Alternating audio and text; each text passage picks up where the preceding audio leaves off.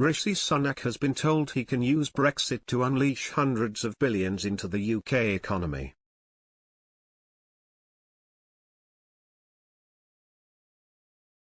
The Chancellor plans to help businesses who invest by buying products or services from other British firms could receive tax breaks under new plans.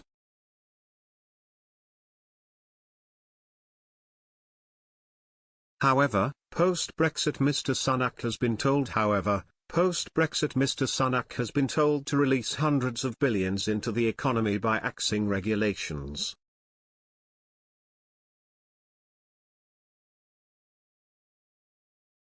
Ian Duncan Smith, former Tory leader, said that after the US and China, the UK is probably still third among the 5 most powerful actors in global terms.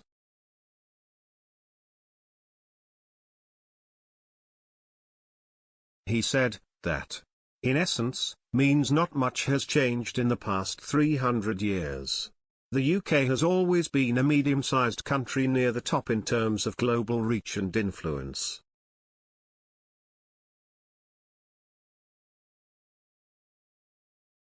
The foundations of Britain's past successes are still there and strong. These should guide us as we plan for how we should act post-Brexit.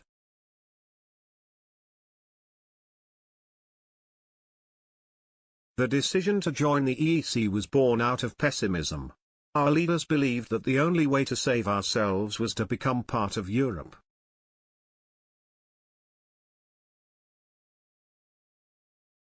There was a failure to see the strengths that made the UK so influential on the world stage: our stable common law-based legal and political system, our language, our central role in finance and our global reach through the Commonwealth.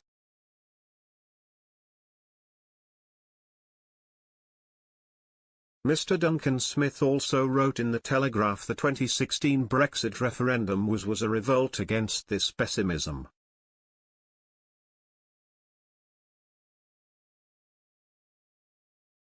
Urging the Chancellor to take advantage, he said, "There are huge challenges and opportunities ahead, but so much depends on whether our governing elites can rediscover the self-confidence that was once the hallmark of Britain."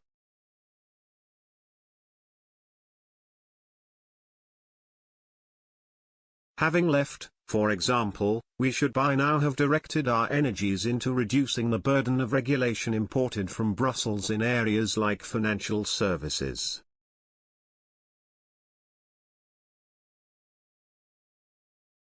This would release hundreds of billions into the economy.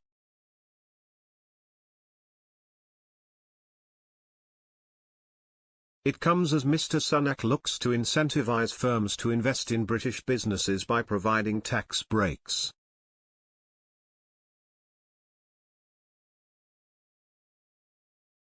A source told the Daily Mail about the plan: tax breaks are being looked at for companies that invest.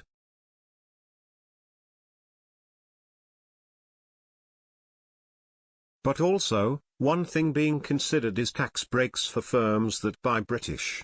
We want to boost business here at home.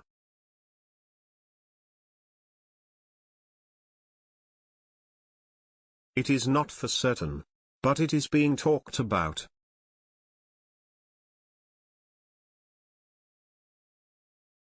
Another source said that while the idea was being considered, there could be problems around World Trade Organization rules.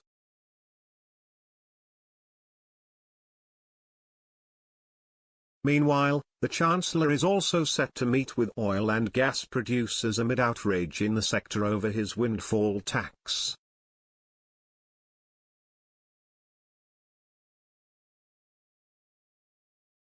Mr. Sunak announced a 25% windfall tax on oil and gas producers in order to raise funds for a program to help people pay their soaring energy bills.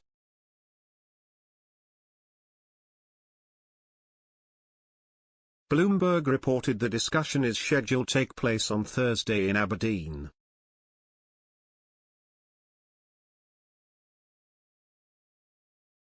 It is set to include senior management and chief executives of oil and gas companies that operate in the North Sea, according to people with knowledge of the meeting.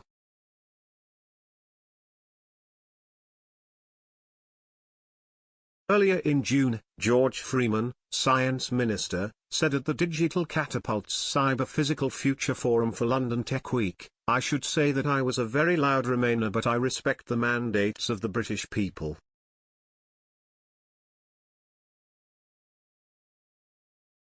I think they wanted us to make this a moment where we reform and renew the British economy so that it is fairer and more dynamic and more prosperity promoting for everybody.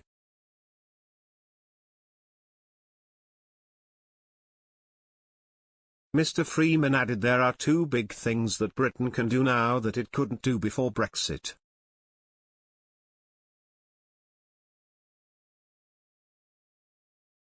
One of those involved being able to cut red tape by avoiding the EU's regulatory framework, so we can now start to be really agile and digital in how we regulate.